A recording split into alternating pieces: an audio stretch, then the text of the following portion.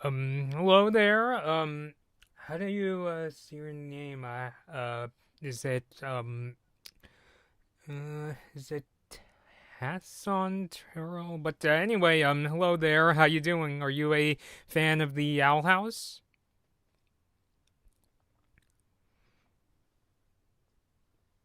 I'm sorry if I mispronounced your name, but yeah, I'm here just getting ready to talk about the recent Reddit discussion. I know you said hi. It was just that I'm just trying to make sure that I'm pronouncing your name correctly. So yeah, I'll get started in a minute to talk about Dana Terrace's recent Reddit post on the fate of the Owl House. Yeah, okay. All right. So I think I'll get started here. So, hey everybody, Blood Moon Bobby here. I actually found out about Owl House creator Dana Terrace's recent Reddit post. It's either yesterday, a or the day before, and it was I saw that the cartoon the animation YouTuber Velasquez was talking about it, and I went to go find um Reddit post, and here it is. So yeah, so basically Dana Terrace was on Reddit, like trying, like, talking about and addressing a lot of the concerns and rumblings about the ending of the or the fate of the Owl House, I should say, and trying to clear things up, which I completely understand myself because, like, I knew people, especially personally, that are were speculating a lot, but I really wanted to wait until there was much more official word coming from either Dana Terrace or even DTVA, because like I'm very much a person that believes in on reporting on the truth and talking about the truth as much as possible, and especially in this case, I really wanted to hear from Dana Terrace. So I noticed Nicholas. Hello there. You said you enjoyed the show ever since the poster came out. So it's really exciting to see you both and everyone else that I hope to see in the chat tonight. So yeah, so I'm basically gonna go through the AMA and give my thoughts when I can on like some of the things that Terrace has talked about. So feel free to discuss them in the chat as I go along. So without further ado, so I'll start off with the first paragraph. Dana or Tara said, "quote I wasn't planning on making a post because it's too late for a normal season 3 pickup, and the real reason we were let go is not as exciting as some of the wild theories I've seen. But there's a bit too much misinformation, so I hope I can clear stuff up. Also, posting here instead of Twitter because this thread will be too long and too easy to take out of context, which I yeah, especially with Twitter's character count, I could, certainly see where Terrace was coming from. Yeah, because like I imagine if she posted it on Twitter, then it would have to be like put out as multiple tweets, and parts of it would be taken out of context. So the question she is asking on this post is, why is Owl House ending so soon, and why was season 3 cut? Okay, so the next question here, this is one that like I've heard, like that was a concern that I've had both comments and people I knew personally that were wondering about this. And the first one was it the LGBT plus rep? And Tara said, "While we have had issues airing in a few countries and are just straight up banned in a few more, I'm not going to assume bad faith against the people I work with in LA." So, all right. So, yeah. So that's what Tara said. Next one, was it COVID budget related concerns? Every show had to tighten their belts, budgets were constrained, and episodes were cut across the board, but we took the biggest bullet, and I wasn't given the option of a season 4 when parks opened again. They just wanted to be done with the Owl House, and this was the perfect chance to do that. Even getting the consolation season 3 episodes was difficult, apparently.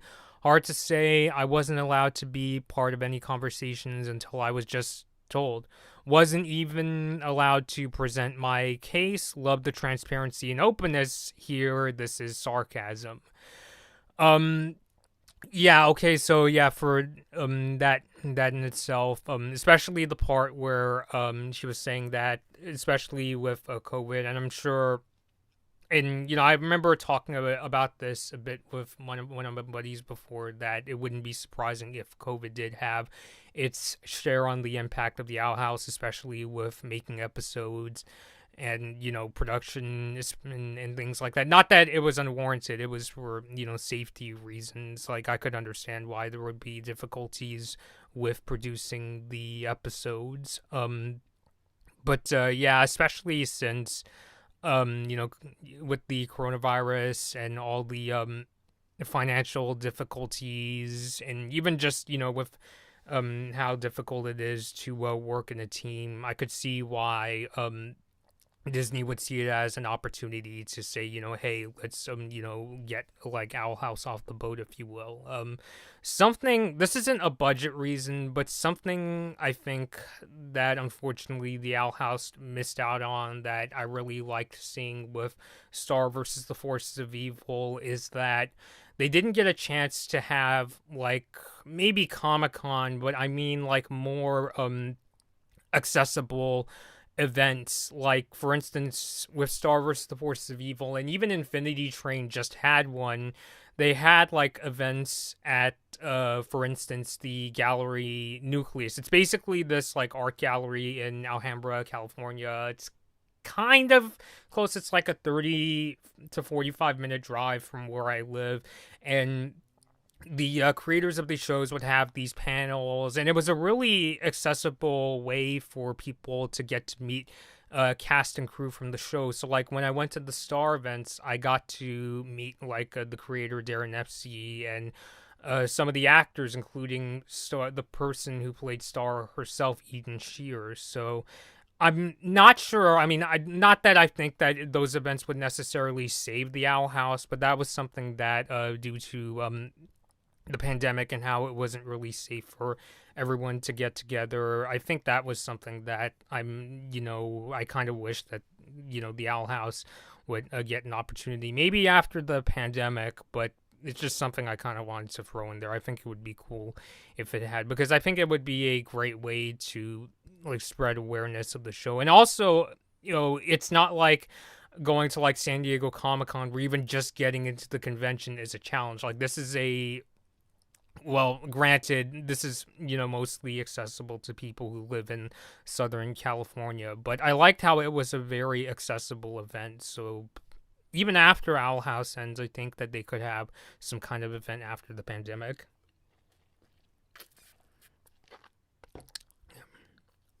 For me, I would say this one, I also thought that this one was a concern for me, especially in the days when I was following Star vs. the Forces of Evil, and ratings were a really big concern. I remember seeing the ratings numbers of Star and just didn't really look good. So I was wondering if ratings also really hurt the Owl House, but according to Dana Terrace, that wasn't the case. Terrace said, so it was the ratings. That argument doesn't hold water either. Just want to make sure that you can all see it. Our ratings were good for a channel show during the streaming wars, LMAO, but they were also incomplete. This decision was made, to my knowledge, before Agony of a Witch premiered, and well before we were on Disney+. Also, how are you going to judge ratings when you don't rerun the show you're trying to measure? Get out of here, you silly bullies. So, something I found out with the Owl House in terms of reruns is that I was looking at there's this Tumblr account that gives out the schedules for all the different cartoon channels, And when I looked at the ones for Disney Channel and Disney XD, it seems like Owl House gets a pretty decent showing on Disney XD, but not as much with Disney Channel. So, um, but I guess the silver lining in this one is that I was pleasantly surprised that it sounded like the crew was happy with the ratings in itself, so that wasn't the issue. So yeah, so which I'm really glad to hear that, especially as somebody who doesn't have access to Disney Channel myself. I get to watch the episodes using Disney Plus and iTunes. Yeah, so so with the ratings, yeah. Nicholas, what'd you say? That's because kids' TV channels are focusing on episodic shows while serialized shows go to streaming services, which, yeah, I'll get to that. In fact, we're going to get to that right now because I think the reason that Dana Terrace gave for why the Owl House is being cut short is really the answer I've thought about the most. And it's the kind of thing where, like, I could see from Disney's perspective, but at the same time, I wish that these reasons weren't why the show was cut short. So, okay, so what did Tara say? So what was it? At the end of the day, there are a few business people who oversee what fits into the Disney brand, and one day one of those guys decided the Owl House didn't fit that brand. The story is serialized, barely compared to any average anime, LMAO. Our audience skews older, and that just didn't fit this one guy's taste. That's it. Ain't that wild? Really grinds my guts, boils my brain, kicks my shins, all the things. It sucks, but it is what it is. In any case, there are still a lot of awesome Owl House episodes left to come out, and all the support is seen and appreciated. Not only does it support the crew, but it encourages studios to take bigger risks on shows coming down the pipeline. And who knows, maybe there's a future for the Owl House world if DTV has different people in charge. For now, we have some exciting specials to go all out on. I'll be logging off Reddit for now, so I won't be answering any questions. Just wanted to drop this. Go watch Amphibious Season 3. Bye! I don't know if I should say it in either Hunter or Ida's tone of voice, but unfortunately, I can't watch Amphibious Season 3 because I'm not caught up on the show yet. I'm currently halfway through the first season, watching it on Disney Plus, right when things are starting to get wild and crazy, basically. So, yeah, so I didn't want to just jump. I never like going in videos being that really angry person saying, what are you talking about? This is amazing. You don't get it. You have to be, like support like everything I support and la la la la la. Like, I didn't want to jump into the stream being that kind of person. I always like coming into these kind of things with as objective a mind as I can, even as somebody who really thinks that the Owl House could use even more episodes. But I'll probably talk about that a bit more as the stream goes on. So yeah, so helicopters flying by. I gotta wait. I'll wait for it to pass by, just so I'm not trying to compete with a helicopter and screaming everybody I'm saying.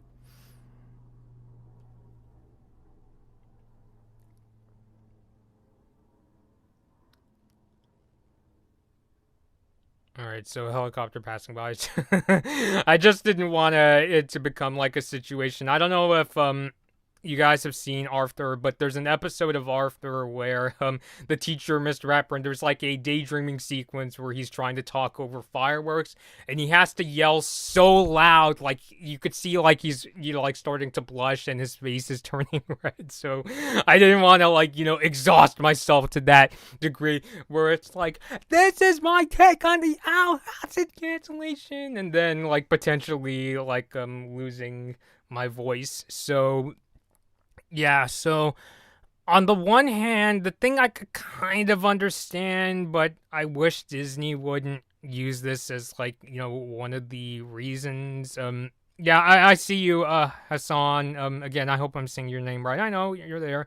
On the one hand, I get why they would be kind of nervous about um like why they would consider the Owl House being serialized one of the reasons why it wouldn't appeal to the audience as much, because one of the challenges that very story driven shows have is that if you're trying to do reruns, and let's say somebody new to the series is coming in and watching the series for the first time, but their very first episode was let's say a the escaping expulsion episode. Yeah, I see you, Hassan. Hello. Then that's a very kind of tricky episode to start out on, because that happens after Amity and Luce have had their feud, and that was also the one with the Grom pictures. So yeah, Hassan. Hello. Yeah, I'm doing well. How are you doing yourself? And so there's quite a few things that I think newcomers wouldn't understand to that episode. Now, in my case, what I tend to do with story-driven shows, if I don't understand like the context of what's going on, is I go back and watch the episodes that came before. So one of my favorite examples to use would be Avatar: The Last Airbender, because my first episode wasn't the boy in the iceberg. It was actually the blind bandit, all the way in season 2. So when I watched that one, I had to ask my sister, hey, what's going on here? And she had to explain that, there's 100 Years War, and these shows explaining that, Aang is learning all of the elements and things like that. So what I ended up doing was, I think it was my mom saw that I liked the show. Like, this is back when I was a little kid, and she went out and got the DVD box set of Avatar, and I started watching all the episodes from the beginning, and that's how I got caught up on the shows. So Hassan said, I'm watching SmackDown and AEW Rampage. I'm sorry if I'm mispronouncing that. But I hope you're having a good time. So, yeah, because I really wish I kind of wish that that wasn't a big deterrent for Disney, especially since I find that many of the best shows out there tend to be very story-driven shows, and Disney has produced its share of really good ones in the past. Like, I think of Gravity Falls, Star vs. the Forces of Evil. My feelings about the ending though, and also Amphibia. I've heard. I think I'm starting to get to the point where Amphibia is getting really, really good, but I heard it gets even better. And of course, the Owl House. If anything, what I like about the Owl House is it's one of the most consistently well written shows to come out on Disney Channel. Like, I like how it doesn't have too many like fillerish episodes, and it gets the story going, and when it makes twists and turns, they're genuinely surprising and engaging. So that's what I always liked about the show, and I think that's some of the advantages that the show has going with its more story driven approach. And the other part also kind of makes me roll my eyes, but I kind of get it, is Terrace said one of the other reasons was that the audience of the Owl House skews older, which basically I imagine what they're referring to is that a lot, maybe not everybody, because I know that the crew has talked about how school kids have really like the Owl House as well, because I'm sure there's like a audience that really likes Owl House and like, let's say, the 7 to 12 age range. But at the same time, it kind of gets to how I feel a lot about these shows, which can appeal to both kids and adults. And I really wish that all the major networks didn't get to them. I mean, I get the reason why they would be disappointed if it doesn't get to the audience. It sort of reminds me, because this is something I see in marketing a lot, it sort of reminds me of Toyota, to use like a car industry example, where I heard when Toyota, they used to have a youth-oriented brand called Scion. You might remember some of their really wacky cars, but one of the things that hurt the brand was that, or one of the reasons that was speculated as to why Toyota discontinued Scion, was because half of the customers buying it were like age 50 plus, whereas it's supposed to be meant to be a youth-oriented brand, like the kind of car brand that should have appealed to people like me or people that are in college and things like that. So I get why Disney would be concerned about that, but at the same time, I wish that more of these networks would be more embracing of these kind of shows. What I think that they should do is they should try to find that balance where they can have shows that mostly appeal to like younger audiences and are very family friendly, while also having the kinds of shows that can really appeal to both. Because I remember I heard that's why Nickelodeon was having a bit of a struggle with shows like Danny Phantom and Avatar, and why, at least at the time, weren't very much advertised. What I do like about what Nickelodeon ended up doing, because I remember when Avatar was out, I really didn't know. I mean, this was before social media, so I really didn't know too many people that were into the show, but I really liked it, and I wished I met like lots of people that did at the time. I had a friend who was like helping me catch up, but it wasn't like the super popular show at the time. Everybody was into like Pokemon and Yu-Gi-Oh back when Avatar was out. But what ended up happening was, I think Viacom, CBS, and Nickelodeon really started to embrace Avatar, especially when it started to get a huge following. Like now, it went from being that cool Nickelodeon show, but I don't know too many, to now there's this whole like Avatar Studios that's coming out with all these sorts of projects. The show has its own YouTube channel. There is a Netflix live action series that's coming out, and so yeah, but even just to use like the Avatar series, or there's that new Nickelodeon Fire game where they added Aang and Toph. So I think Nickelodeon really started to embrace Avatar after it got the cult following, or even something like Invader Zim. Like even a show as controversial as Invader Zim, they still made the Invader Zim Enter the Floorpuss movie that they put on Netflix. So I liked how Nickelodeon was able to go back to these shows that people have such fond memories for, and they were able to make all these like movies or different kinds of expansions, or using the characters in games, and just really taking advantage of them much more than back when they were on the air. And so the reason, I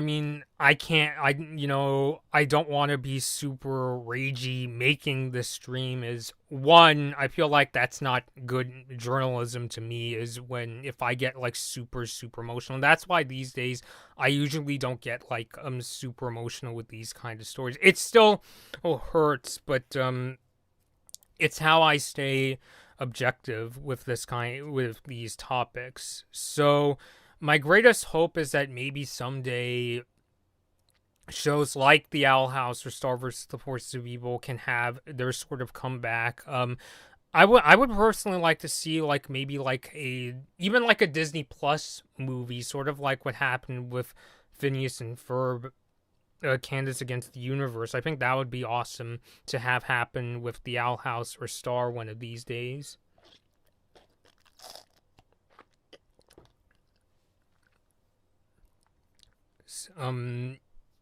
So I really think that's its greatest hope. Aside from my hope that the next that the show's remaining episodes are still really, really good.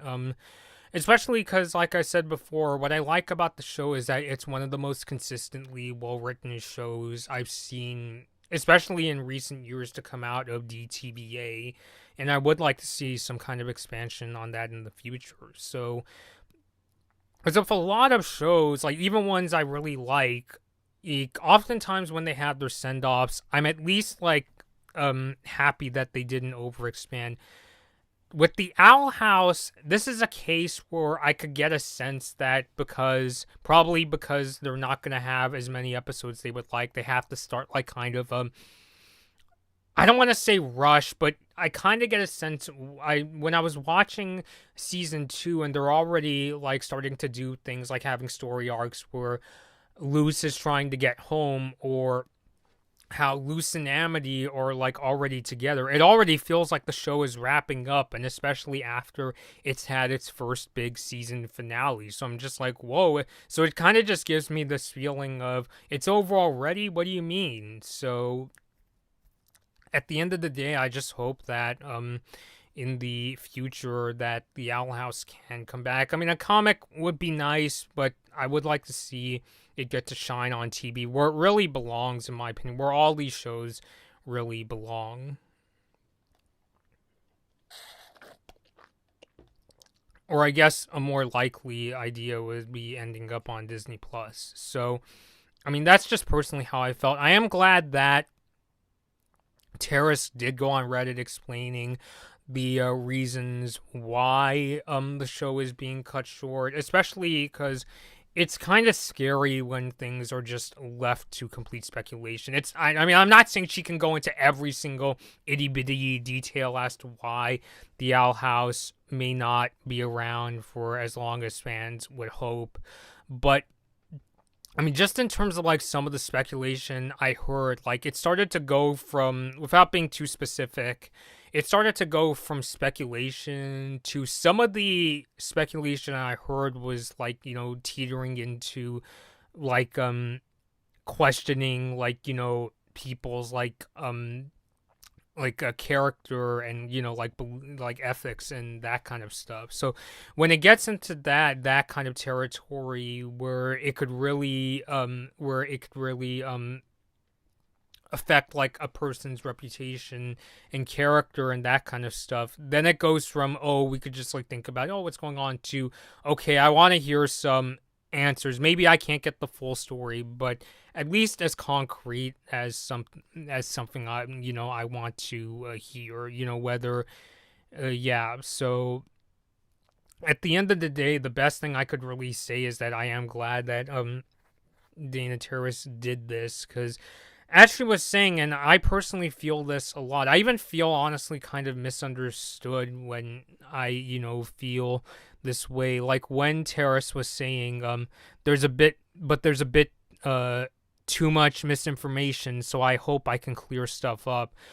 That's the kind of territory I don't want to see people go into. Like, yeah, people are always gonna like speculate, and maybe even I even suspect that even after this Reddit discussion, there's still gonna be people who will believe what they want to believe and things like that. But I am sticking by what Terrace has said in this Reddit discussion, because this is as close to the truth as I think most people are really gonna get.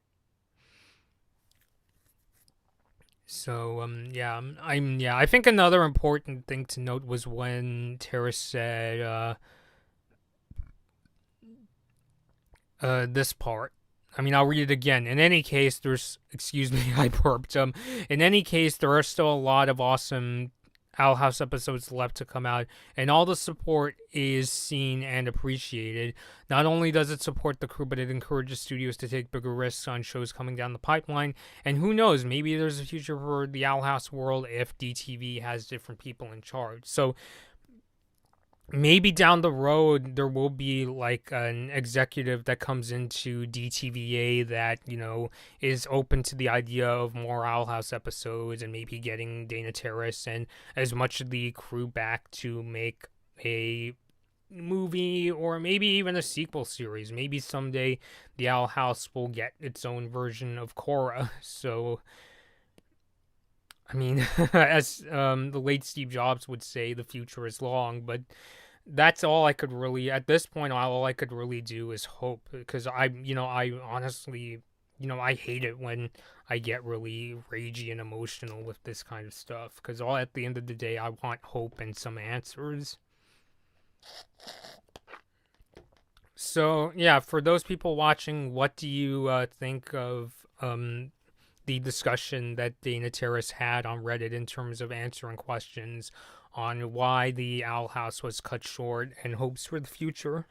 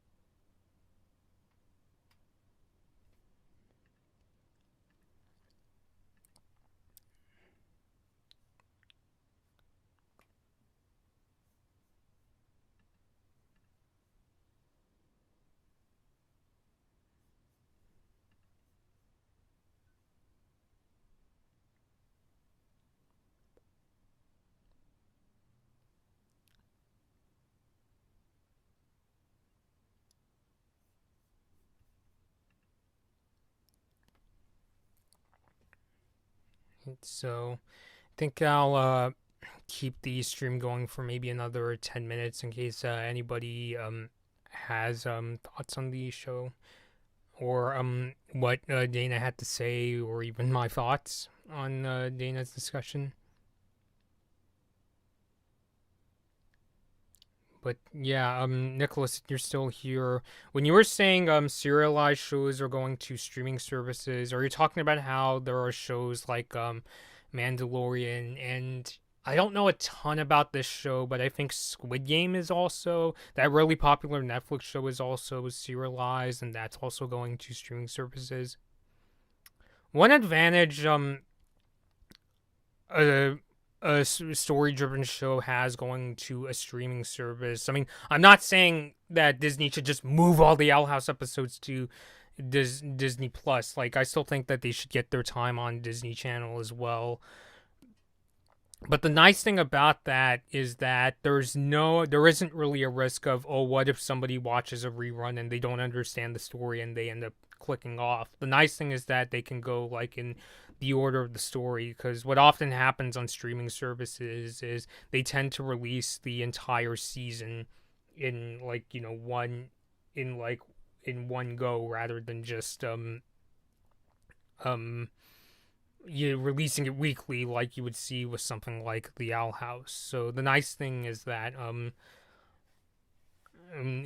there isn't as much a risk that somebody's going to watch an episode and not know what's going on. Because with a streaming service, you can control what episode you want to watch, whereas if it's a rerun, you just kind of have to go with it. Yeah. I mean, it sort of reminds me, not to bring up Avatar again, but to bring up Avatar again, or I'll use Gravity Falls as an example for this one.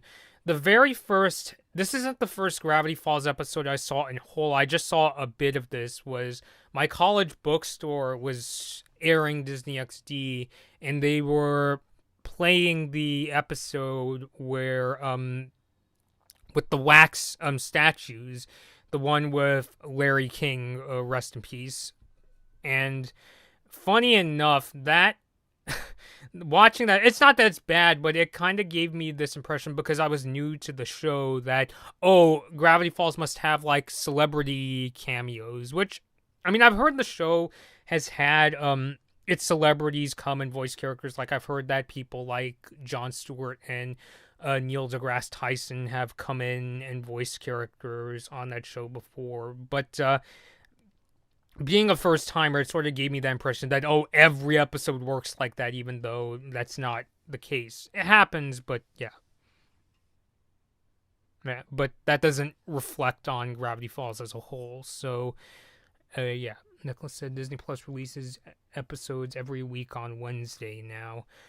I'm really curious what they're going to do with the Owl House, because as of recently, with the Ghost and Molly McGee, Disney released a whole bunch, like several episodes on Disney Plus even before they aired on TV, to my knowledge.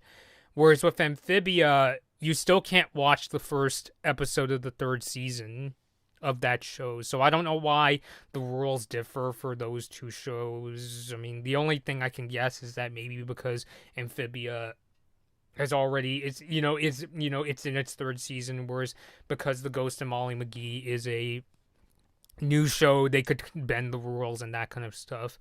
If I were a betting person, I would probably guess that when Owl House comes back with its second season, maybe what they'll do is, if you want to watch the episodes when you come out, you got to watch them on either Disney Channel, or if you want to watch the next day, you could tune in on through iTunes. But if you want to watch on Disney Plus, then you have to wait a bit, because I remember with Owl House, it took like a month or so for the episodes to go from TV to Disney Plus.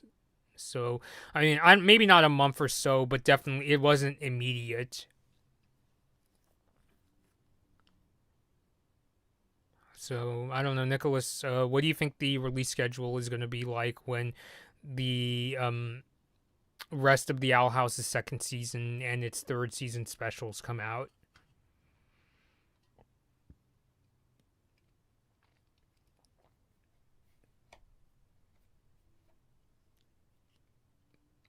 Yeah. I mean, as I discussed a lot, not only in this stream but also in past Owl House episodes, I hope that the Owl House does get its chance to have its own like in-person events after the pandemic. Ideal. I know some people are going to conventions, but I don't really feel comfortable like going to them right now. Because I would like to see the show get like a gallery nucleus event or even the opportunity to meet its cast and crew. Like I've met the cast and crew of shows like Invader Zim and Star across like quite a few conventions. Like I've met Adam MacArthur at the, I think it was Long Beach Comic Expo. I'm literally looking at the autograph he signed for me. Or when I met Darren Epsey at a Pasadena convention. These are all in Southern California, by the way, for those wondering, called ToonCon. And then I interviewed Darren Epsey and Eden Shear at the Gallery Nucleus in Alhambra, California. So yeah, I do like when the creators get a chance.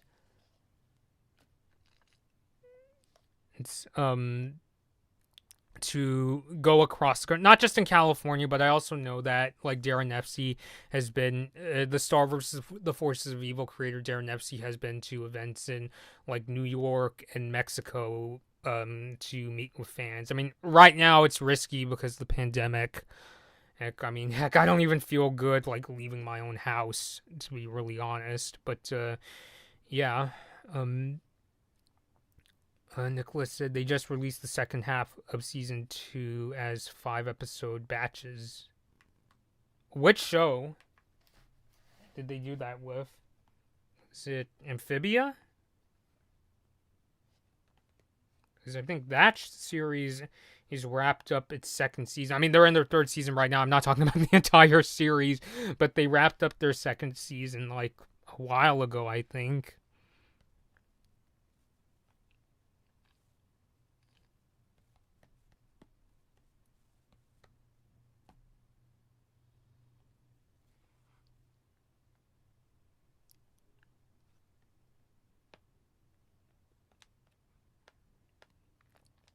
Yeah, because for Owl House, the last episode that was released on Disney Plus was the last episode that was put out on Disney Channel, which was the Yesterday's Lie episode, the one that introduced V and was about Luce like trying to contact the human realm.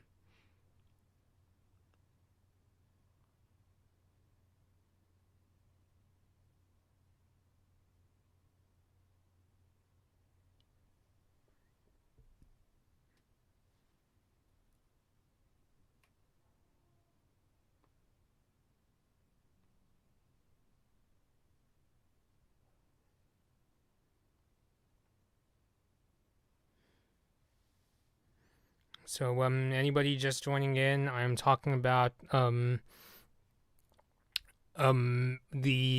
recent Reddit discussion that Dana Terrace had regarding the fate of the Owl House and why it was cut short. So if you're just tuning in, hello. Please feel free to leave your thoughts in the chat.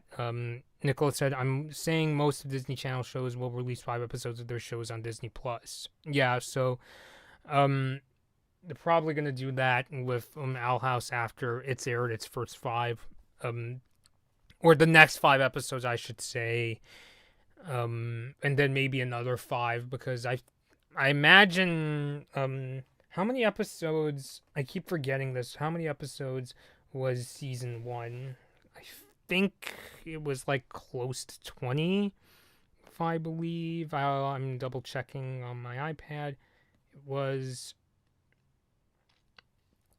19 episodes.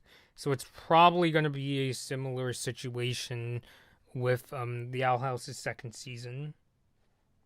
And the third season is just three, specials. I think, if I remember correctly, they were longer than typical episodes, but still basically 3 specials.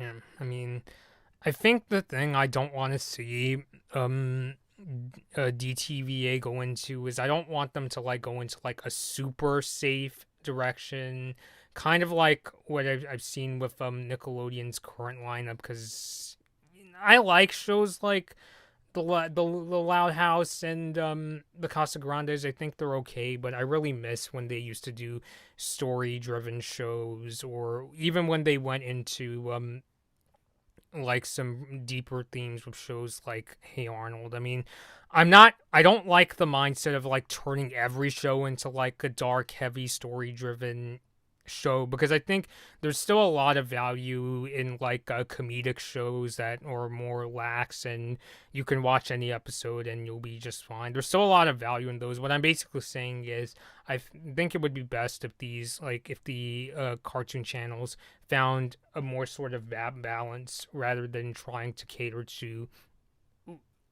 exclusively just cater to one of those extremes.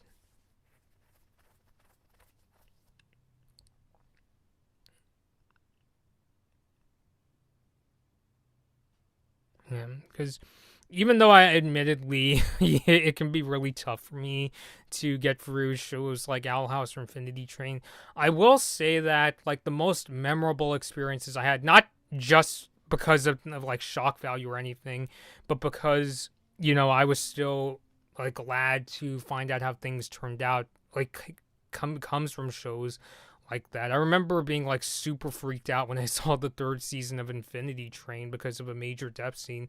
But I'm still glad like I saw how one of the major characters, Grace, like turned around. Like she went from being like one of like my most feared characters to being like her whole like redemption story like is one of my favorite story arcs in that particular show. I mean, this is a different kind of redemption arc, but another one I liked was also Amity. Like when Amity went from being Luce's rival to now being her love interest. So yeah, just tuning in, I'm talking about the Owl House discussion that Dana Terrace just did, talking about concerns about the show and why its future is not looking so good. So if you would like to leave me your thoughts down below in the chat, like feel free to do so. That's why I enjoy doing these discussions live, so I can respond to you all when I get the chance. So hello for all who are just tuning in. Let me know your thoughts about what Dana Terrace just said, and also even like maybe to kind of lighten the mood, what is your favorite Owl House episode?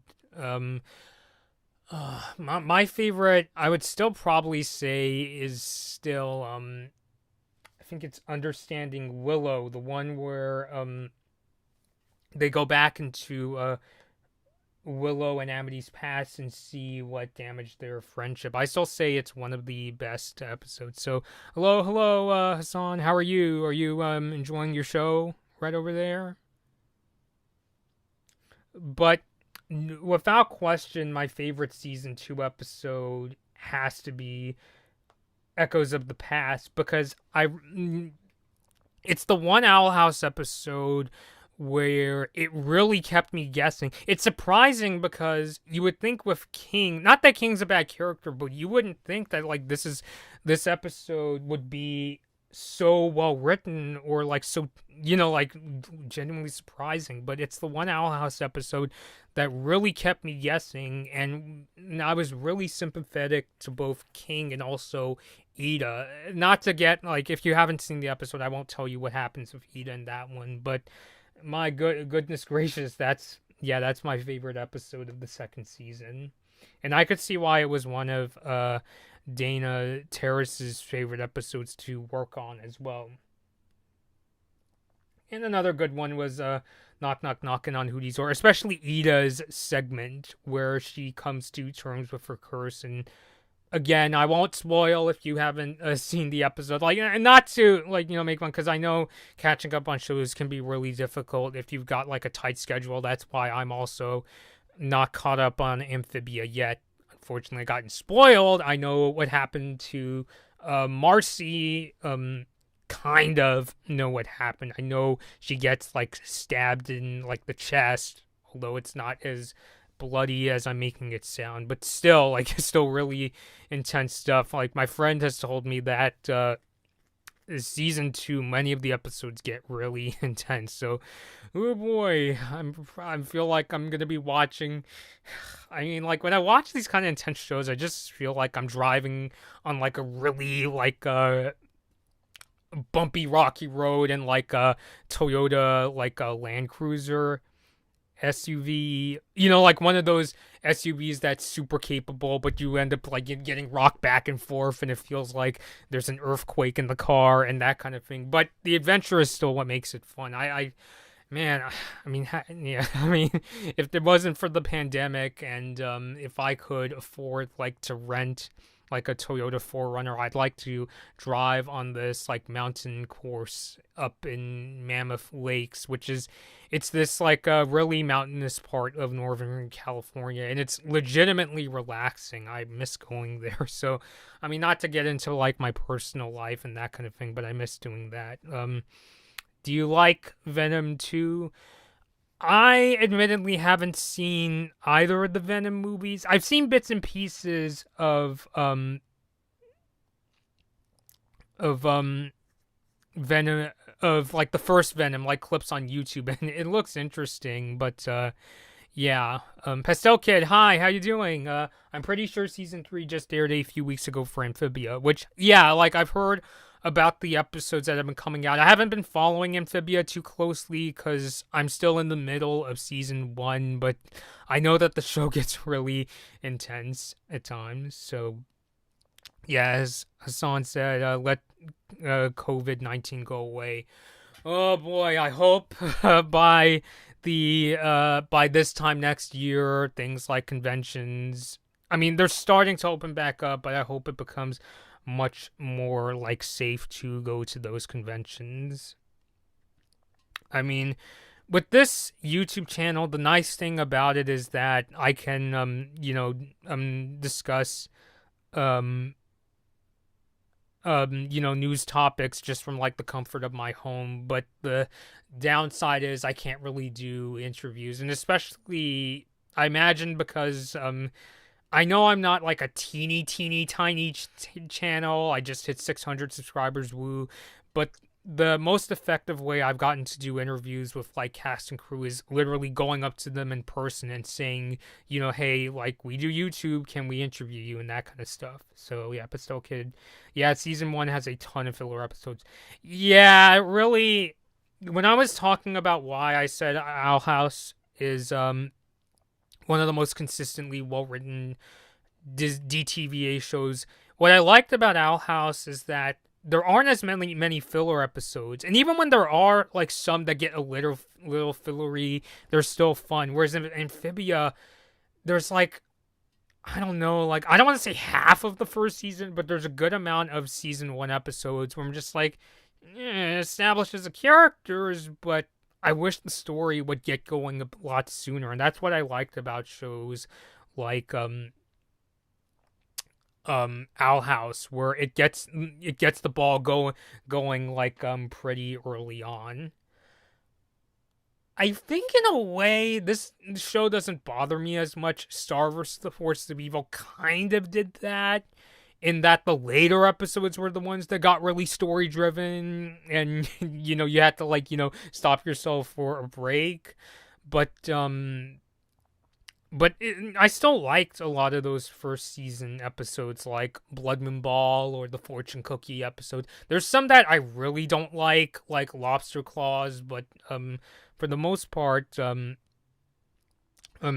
still like the first season. So I'm guessing, do the later seasons of Amphibia get less like fillery and start to get much more story driven? Because that's the impression I get. Because I've heard nothing but praise for Amphibia ever since the show started, and I'm guessing it's because the later seasons are the ones that more than just they got more intense, but more so they focus more on the story. Is that what happens? Because I think that would be a nice thing if that's the case. So yeah, WWE Crown Jewel on Peacock, Crown Jewel on Reunite. Am I pronouncing that correctly? So Pastel Kid, what do you watch the Owl House, and what do you think of Dana Terrace's recent Reddit discussion?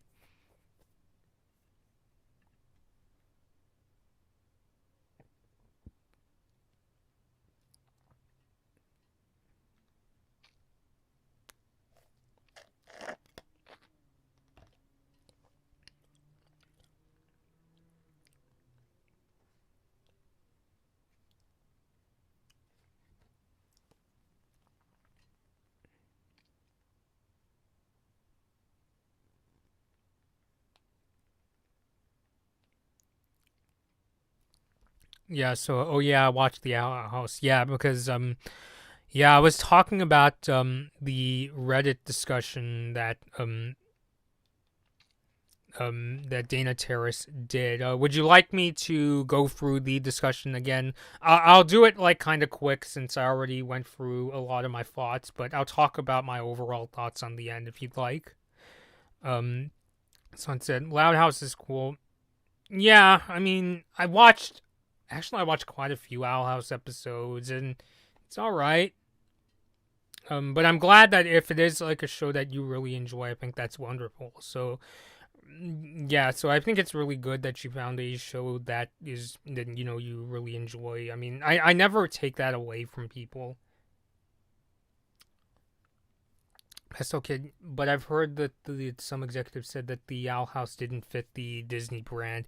Yeah, so that was basically one of the reasons I should say that Owl House got caught short is because if you go down to basically the bottom, I recommend going through the entire discussion because there's some things in there that like I even have like personal friends that were speculating on, and this gives some really concrete answers. But at the end of it all, Terrace said, so what was it? At the end of the day, there are a few business people who oversee what fits into the Disney brand, and one day, one of those guys decided the Owl House didn't fit that brand. The story is serialized, barely compared to any average anime LMAO. Our audience skews older, and that just didn't fit this one guy's taste. That's it. Ain't that wild? Really grinds my guts, boils my brains, kicks my shins, all the things. It sucks, but it is what it is. And as I mentioned before, I could see where they're coming from, but I wish those weren't the reasons why. I wish that didn't give like a DTVA reason to cut the show, especially because if they're happy with the ratings, as Tara's pointed out, then I think they should have just embraced it, kind of like what Nickelodeon has been doing with like Avatar: The Last Airbender. Because, like for instance, I get why they would say a serialized show would be a concern from them because you can't really rerun a serialized show in the same way you could as a show that's not story driven, because if somebody watches like randomly bumps into an episode, like let's say Escaping Expulsion, while you can get a general gist of the story itself, there are some pretty major points in the episode where that a newcomer may need some filling in on, like things like the Grom picture, or even I think it's really prudent for somebody to know that Amity and Luce, they used to be like rivals basically. They used to really like dislike each other. I mean, I also used to think that Amity was this really like sort of rotten kid. But then when you start to like dive into, like her, personal life and things like that, you start to learn that she is, actually a very like soft-spoken and well-meaning person with very defined comfort zones and that kind of stuff. So I get why, but at the same time, I think that story-driven shows are some of the best like cartoons out there. Like for me, that wasn't a turnoff when I was a 10-year-old kid watching Avatar, because when I watched Avatar: The Last Airbender as a kid, I didn't see the first episode at first. I heard of the show, but my very first episode was in the second season, the Blind Bandit episode, where it was going into Aang finding an earthbending teacher. And but did I just stop? Did I say, "Oh, I can't catch up. I can't do this." What ended up happening was I got really into the show. I watched more episodes. My mom ended up getting the box set of Avatar, and so I was able to catch up on the first season, and that was how I got caught up on the show. And by the time the third season was out there, I was able to watch the show without catching up. So yeah, so the serialized thing, it's like I get it, but still. And then as for audience skews older, again, similar thing where it's like, it's sort of like how I use this as an example in marketing where Toyota used to have a youth-oriented car brand called Scion, where they would bring over like really funky cars that may not necessarily fit into like the mainstream Toyota brand, but they were more experimental, where they were very oddly shaped, or they could even have like a two-door car that seats four people. But I heard one of the speculated reasons as to why the Scion brand declined was because it didn't reach as many people in the youth market. It actually, I heard like half of the people who bought Scions were like middle age or seniors, people in like their 50s. And so I could see why Toyota would be disappointed with something like that. But what I think a lot of these like a cartoon channel should do, I'm not a believer in the idea that they should just turn every show into like a violent story driven like really dark deep series, because I still like having more lighthearted comedic shows, because those shows like can be legitimately funny. And with things like, I mean, this is a different network, but I mean like things like PBS kids shows, it's where I learned like so much. That's why I like, even looking back on shows like, Madeline or Mr. Rogers' Neighborhood and that kind of stuff. So what I think a cartoon channel should really do is to try to find that balance where they have some shows that mostly can appeal to like a very family-friendly audience, and then have shows where it can appeal to a family-friendly crowd, but it also has its fans who are maybe adults. And I think that's why back in the day Nickelodeon missed the boat when it came to shows like Danny Phantom and Avatar: The Last Airbender. Now, what I like what they do nowadays, and yes, Hassan, hello, yeah, I see you, don't worry. Is I think they ended up embracing that audience, because now Avatar went from being that show where I didn't know too many fans to now being like much more, having this like, much bigger like sort of like thing where there's now a YouTube channel. There was recently a video game where they put Aang and Toph in, and there's also going to be there's Avatar Studios that's working on a whole bunch of projects. So it just expanded. So I hope that maybe, I mean, I don't know if like shows like Owl House, Gravity Falls, or Star could really expand on that kind of thing, but it does give me hope that maybe someday DTVA will have leadership that is open to bringing back the Owl House, even for like a movie. I think that would be really amazing. So yeah, Pastel Kid said a new cartoon came out on Disney Channel recently, actually, and yeah, that was are you talking about The Ghost and Molly McGee, which I reviewed a couple episodes of that show. I'm still gonna review the episodes that are coming out.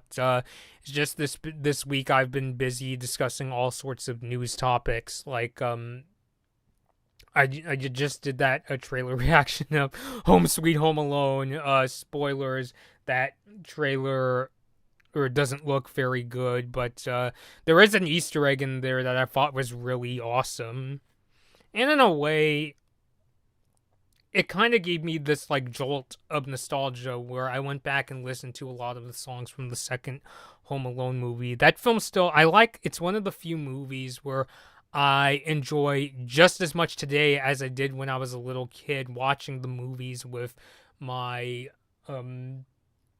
especially my dad and sister. I remember that movie Home Alone 2 even like turned up at like a hotel when we were staying at the Grand Canyon, and we just had a lot of fun watching it. So, I'm going off track, but yeah. So, yeah, I was talking about the Ghost of Molly McGee. So, I like it so far. I was actually surprised. I thought it was going to be a show that wasn't very story based, that wasn't very serialized, but it looks like there's going to be an ongoing story, especially with how the title character Molly is starting to make, like, very gradually starting to make the town of Brighton into a more positive place. So, yeah, so yeah, I hope the future episodes and more of the songs start to get really good, because like I've seen those animatics of some of the songs, and I think that they're a lot of fun to watch. Someone said, I still got Disney Magazine. Are you talking about the Disney Adventures magazines? I don't know if I still have my copies, but I remember having those magazines when I was a kid. I remember there was one where like a reader sent in a question asking, "Hey, will there ever be a Super Mario Sunshine 2?" Or there was one that went into superheroes that started to talk a bit about what Superman's future would be. Excuse me. And this was before Zack Snyder's Man of Steel movie came out, like years before that film was released.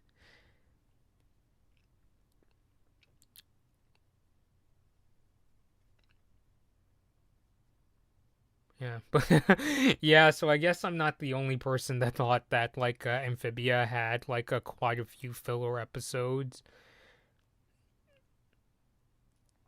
But I am glad that the story is starting to pick up on the first season. Especially since, unlike the Ghost of Molly McGee, it was clear to me from the start that Amphibia was going to be a story-driven show, especially with this idea that there are 3 girls and they're all in this, unusual world of Amphibia. So the first question that comes to mind is, how are they all going to get home? And in the first season, they don't show Sasha, Anne, and Marcy all at once. Like, over time, they introduce Sasha, and then in the second season, they would go on to introduce, like, Marcy and show that, she's, living her life with the Newts and becoming a ranger. Yeah, so it's like I at least know who, because like I've gotten to the point where they're showing Sasha becoming like that sort of second in command to Grime, but I haven't gotten to Marcy just yet. And now I'm hearing like fan theories that like Anne might lose her arm and Sasha might lose her eye. It's like, what in the heck is going on here?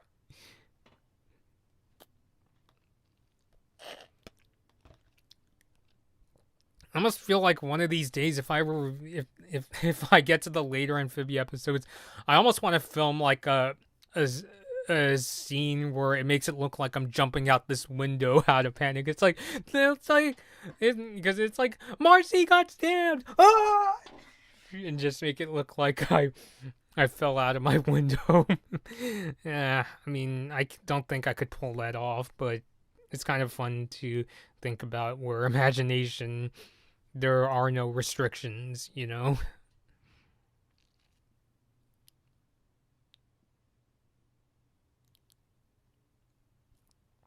No way! Like, oh my god! Like, they I know it's funny because they foreshadowed Marcy getting stabbed.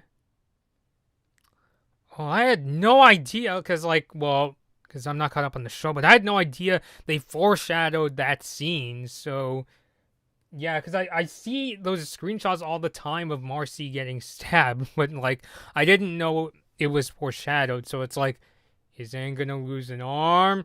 Is Sasha gonna lose an eye? Not to get overly gruesome, but for some reason, when I think Anne losing her arm, I'm wondering, this will never happen. But I'm just thinking, is she gonna get in like a 127-hour situation where she has to like get her arm like cut off and that kind of. They won't go there, but I'm just like thinking, when I think arm cut off, like that's like the first thing my mind comes into. Or Metal Gear Solid 5, where I think Big Boss's arm, because I seen like the prosthetic that Big Boss has. Yeah, there's so many memes of Marcy getting stabbed. Yeah, I've seen. I think there was one with like. I mean, don't quote me on this, but I think there was like one where like Hootie was like going through Marcy or something like that. But I don't know.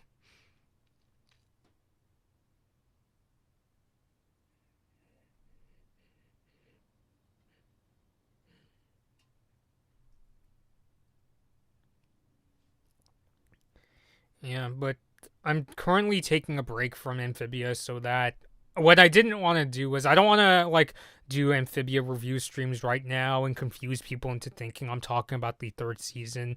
And I just did my most recent one right before the third season premiered, and even then I wasn't feeling super comfortable because I didn't want people thinking I was talking about the third season or something to that effect. So if you're just tuning in, I am talking about Dana Terrace's Reddit discussion where she talked about the reasons why the Owl House is being cut short. So yeah, Pastel Kid said, yeah, I have that um meme saved of like Hootie like going through Marcy.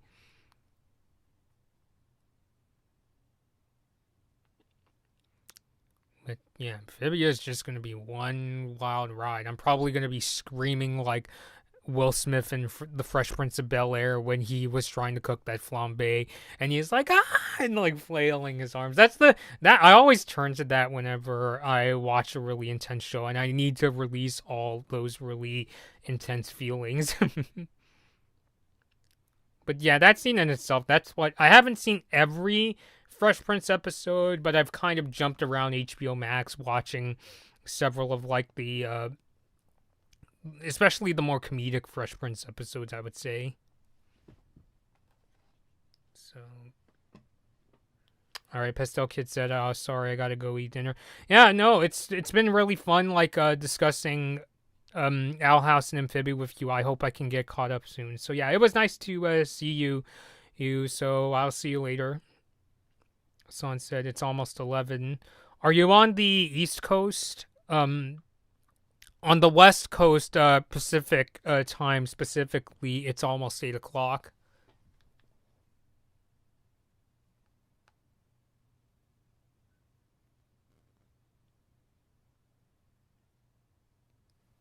Yep. So see you later, Pastel Kid.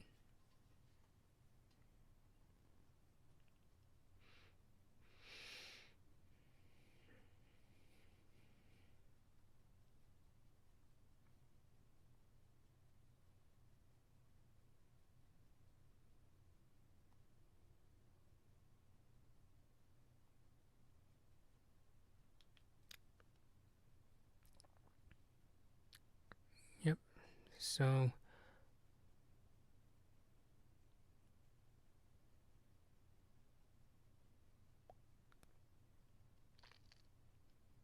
maybe I'll stick around for maybe another 10 minutes just in case anybody else wants to drop by.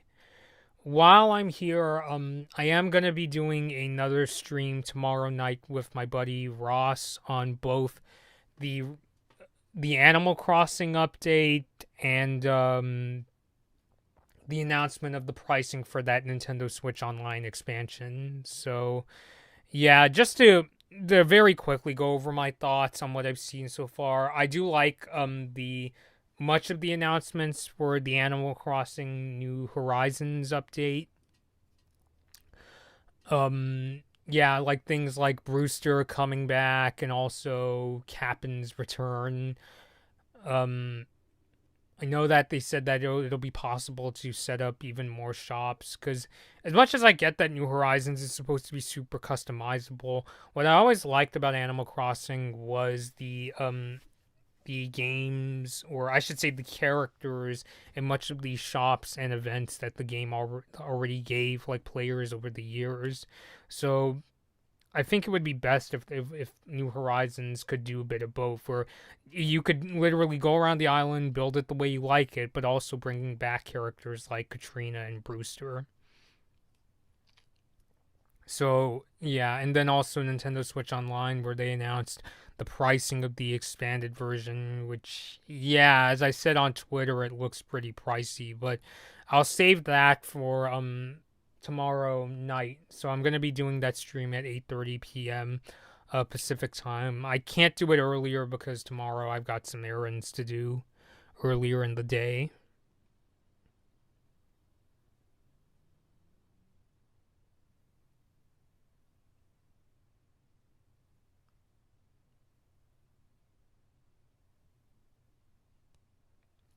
So if you're just joining in, I have been discussing the Reddit discussion that Dana Terrace put up on um the fate of the Owl House and why it's being cut short. So if you would like to leave your thoughts on that, let me know down below in the chat.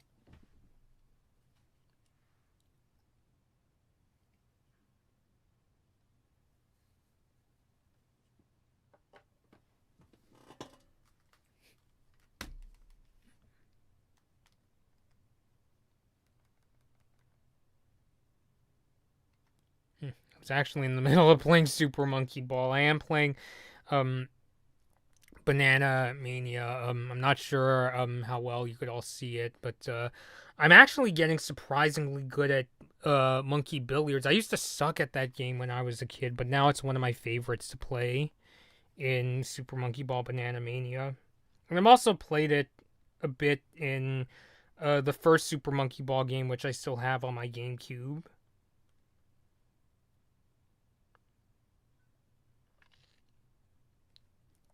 So, yeah, I see you there, Hassan. Hello, how are you?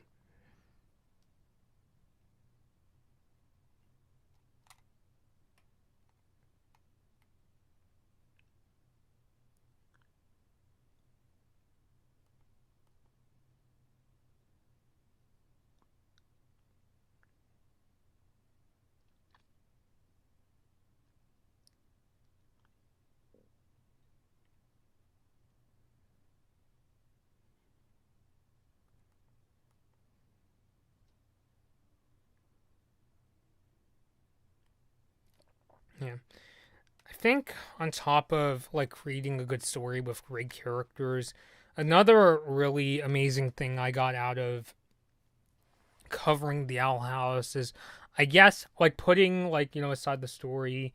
When I covered Star Wars: The Forces of Evil, it was really the beginning of my YouTube channel in a lot of ways, in that I renamed my former channel and named it after a episode of Star, and I also it was our I should say, because I've had friends and family help me along the way, help with interviewing many of the crew members and giving me that experience.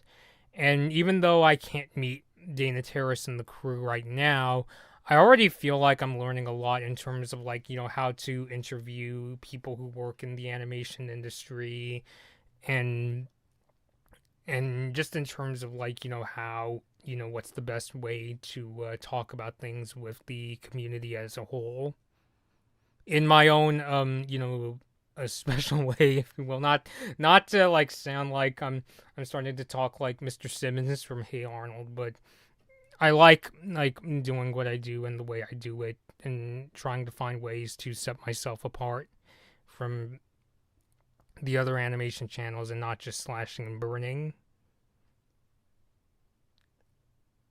I mean, it's really one of the most wonderful things to come out of doing a YouTube channel yourself, is you start to learn what are topics that you should cover, and not just cast out a giant net and cover way too much, because there is a extent where you should be asking yourself, can you really talk about this, or are you just going to be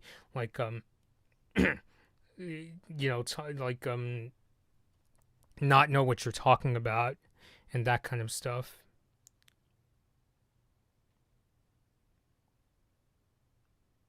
Yeah, I mean, the nice thing was that in terms of Invader Zim, we got to interview much of the crew years after the series came out. It was right around the time Enter the Floor was coming out. That was when we, or at least me, I don't know about my friend Gabby, but it was my first time meeting Ricky Simons, who was the voice of Gur.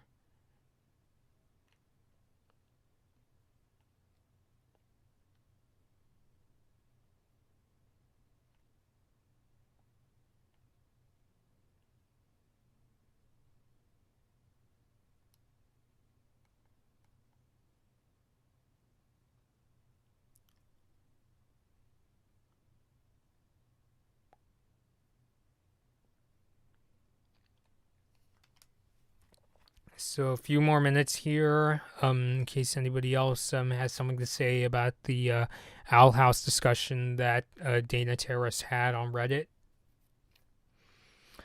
I imagine the show will come back, maybe, especially since there's no major announcements as of now, and it's the middle of October, that the more Owl House episodes will come out in 2022. As my friend said, maybe this time next year the show will have ended, but we'll see.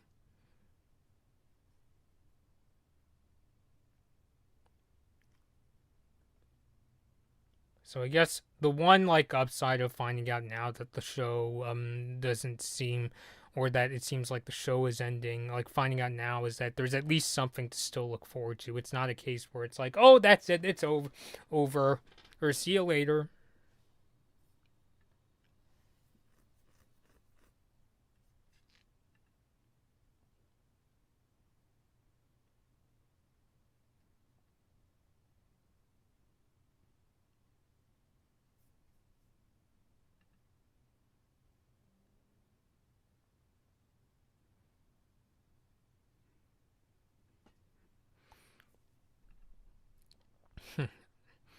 Interestingly, throughout this whole discussion, something that's been stuck in my head is that Christmas Star song from Home Alone 2.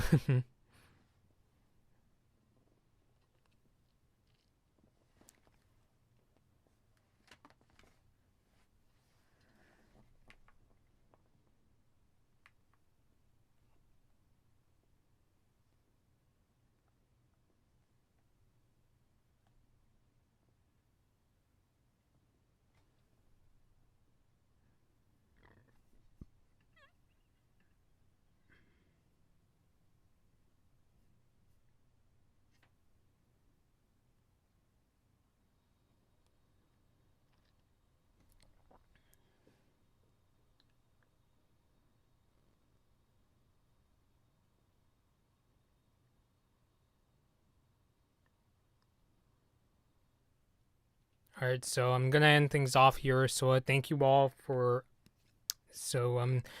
all who have joined this live discussion of Dana Terrace's recent Reddit discussion. It's been a lot of fun. If you enjoyed the stream, give it a like. If you're watching this from the future, let me know what you think of the answers that Dana Terrace posted. Leave all those thoughts down below. And until next time, this has been Bloodman Bobby. And if you're looking forward to more Owl House content, please subscribe to my YouTube channel. So this has been Bloodman Bobby, and thank you all for watching.